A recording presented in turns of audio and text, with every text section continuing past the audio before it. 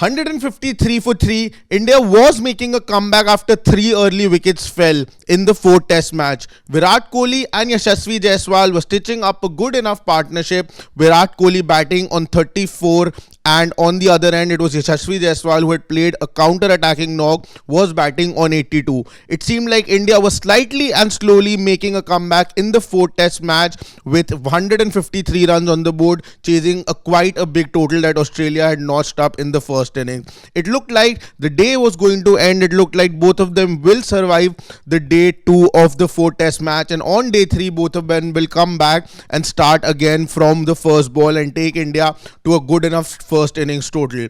But the last delivery of the 40th over is when things started to go downhill for the Indian team. From there the game took a completely different turn, and what looked to be a promising end of day for the Indian team sort of became a nightmare.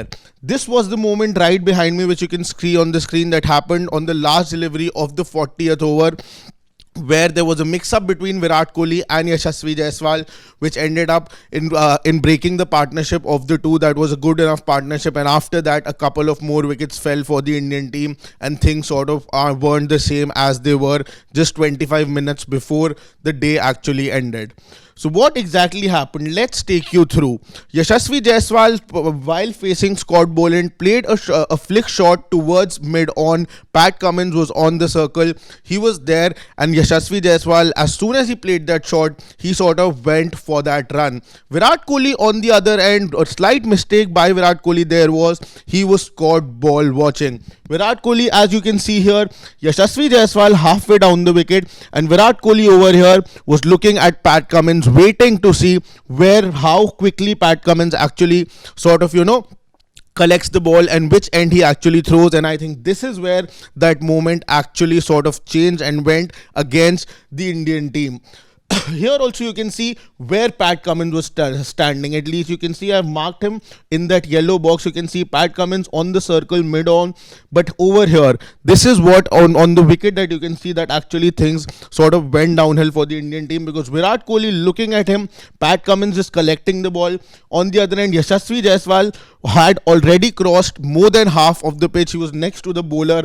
On this end, Virat Kohli, you can see, sort of turned around and had made his mind that he is not going to go for this run. But if you just look at Virat Kohli also, Virat Kohli was also not exactly in his crease. Even he had taken a few steps trusting the call that his partner had made. But when he realized that the ball hasn't gone too far away and Pat Cummins has clearly collected it, that is when Virat Kohli decided that he is not going to go for the run, and this actually created that mix-up with the team. Virat Kohli decided, like I told you, was pretty certain that he's not going to go for the run, and then Yashasvi Jaiswal had no option, but he had to throw away his wicket, realizing that he was way too far from the crease. And Pat Cummins, even though the bowling end, which was the danger end for Yashasvi Jaiswal, I'll just take you through this slide again. For Pat Cummins, if we just look at this, the bowling end would have made sense for him to actually throw the delivery, because it was the closer end, and that would have been the danger end for Yashasvi Jaiswal. But the kind of ground Yashasvi Jaiswal actually covered, that would not have been a problem for him.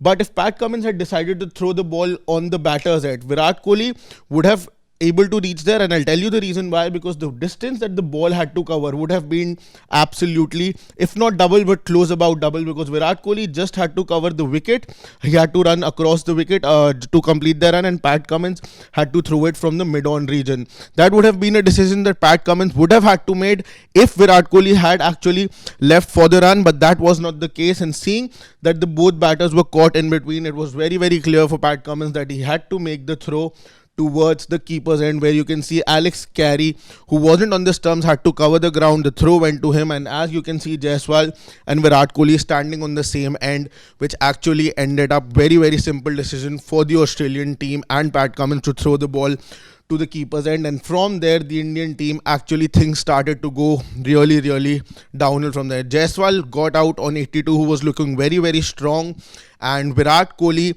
after that got out very in no time after that. Maybe the run out that he got involved in sort of played on his mind.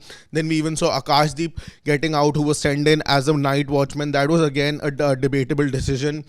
But this was the moment where maybe the Indian team was slowly, steadily making a comeback in this test match. That sort of diminished. The chances of that diminished. It's going to be exciting to see what happens on day 3.